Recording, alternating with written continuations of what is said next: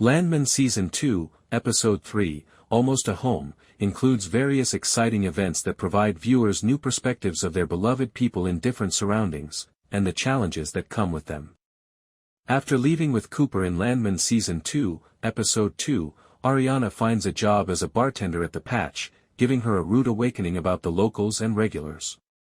Tommy also gets a better idea of who his new business partner is, the deceptive cartel head Gallino, who acts as an investor under the alias Danny Morrell. The H2S gas exposure that almost killed Dale, Boss, and two others was the most intriguing and dramatic incident in this Landman episode. This type of thrilling yet informative action sequence is part of what makes Landman so immersive, while also further explaining how dangerous this line of work can be.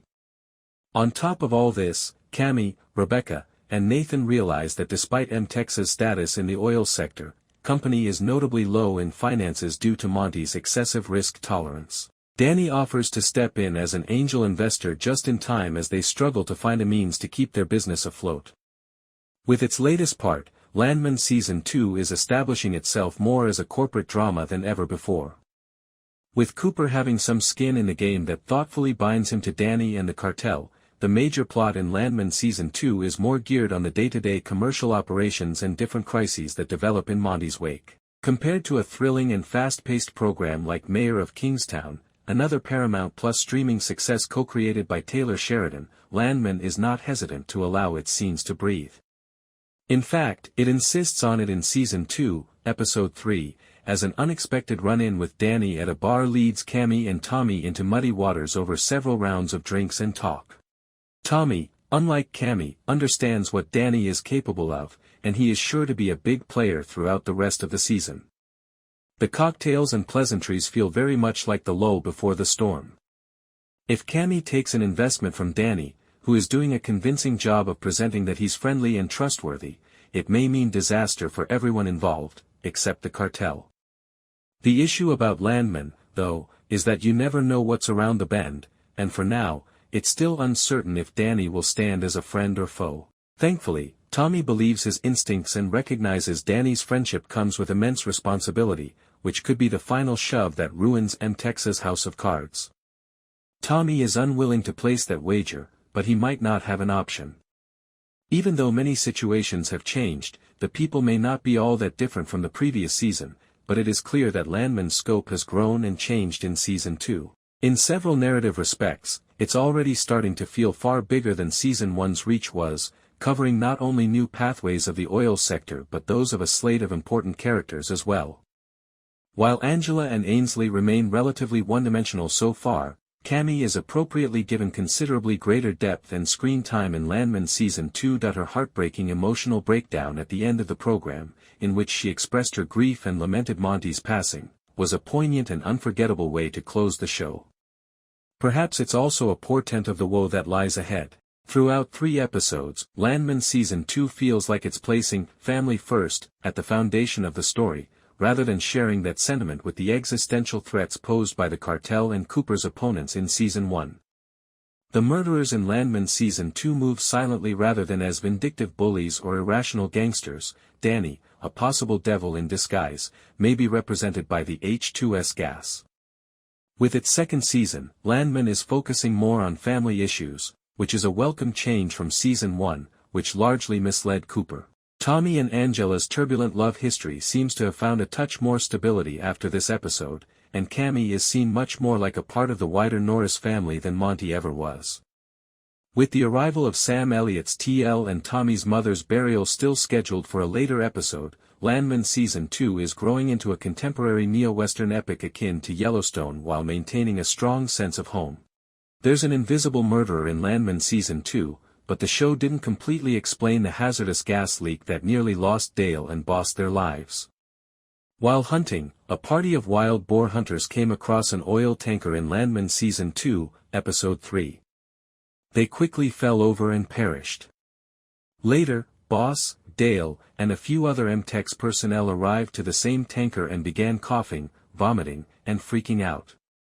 Landman didn't properly define H2S, even though Dale did mention an H2S gas leak and the situation's lethality was obvious. Given how much of an issue H2S caused Dale and Boss and how it will probably add to Tommy and M-Tex's expanding list of issues, that explanation is really significant. Regretfully, H2S is a known and actual risk associated with the oil sector. As was previously noted, H2S, or hydrogen sulfide, is the gas that killed people in Landman Season 2, Episode 3.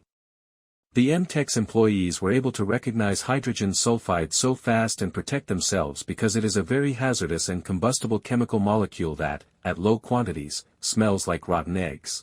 As Dale pointed out, H2S typically sticks close to the ground because it is a heavier gas than air.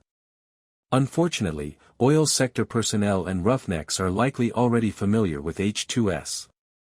OSHA states that hydrogen sulfide leaks can happen anywhere and at any time, from acid treatments on rigs and tanks or from subterranean oil and gas wells. Hydrogen sulfide is odorless and can cause breathing difficulties, organ damage, loss of consciousness, and, nearly instant, death in large amounts, such as the H2S leak in Landman, OSHA. Many oil workers, like Dale and Boss, wear electronic detectors that can alert them to the presence of H2S. When hydrogen sulfide leaks are identified in real life, there are usually processes in place to ventilate the area and get the gas out of restricted spaces. Many oil workers will also carry personal protection equipment like gas masks, which Landman also got correct. In summary, the oil business is constantly and greatly concerned about H2S. This fresh H2S leak is a major issue for Tommy, M-Tex, and the entire Landman cast in the context of Landman Season 2. Dale stated that M-Tex could strengthen its wrongful death insurance coverage, and he was likely onto something. The hydrogen sulfide spill claimed the lives of 4 innocent bystanders and damaged or almost killed a number of M-Tex workers. M-Tex is accountable for the fatalities and injuries since it is in charge of maintaining its equipment. However, Cammy's examination of Monty's office revealed that M-Tex is short on cash.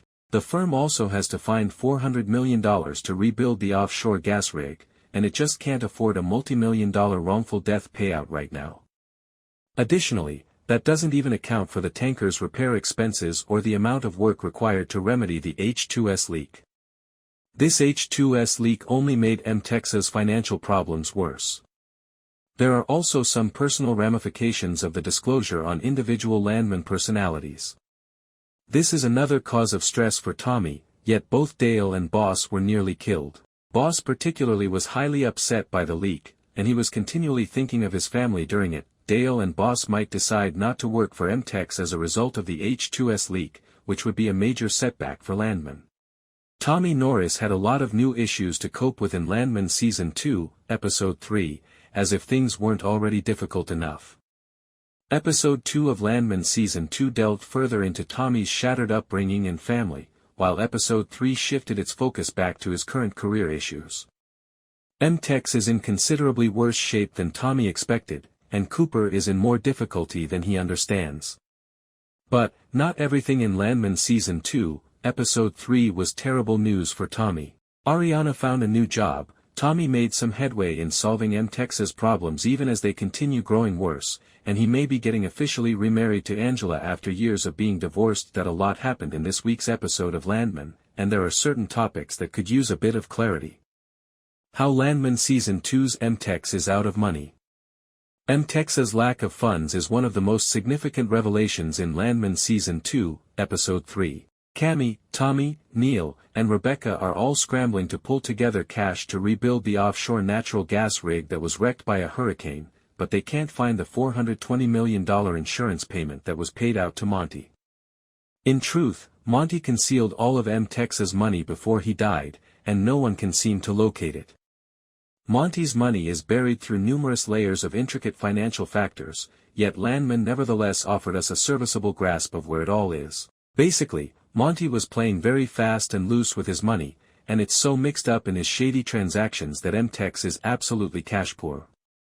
In order to reduce the amount of corporate taxes he had to pay, Monty concealed all of M-Tex's funds in his personal accounts and used credit lines to cover everything from payroll to operating costs.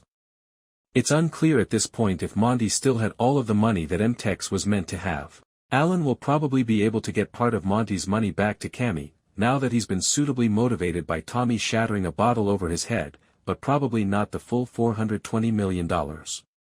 Even if he can, though, M-Tex needs the money now to rebuild the gas rig and prevent a lawsuit from the insurance company. Essentially, the entire company is in peril because to Monty's questionable business and financial practices. More details regarding Andy Garcia's Gallino, including his alter persona, were disclosed in Landman Season 2, Episode 3. As of right now, Gallino's primary name is Dan Morrell. Dan is the head of Sonrisa, the banking organization that bankrolled Cooper's oil sites, and he regards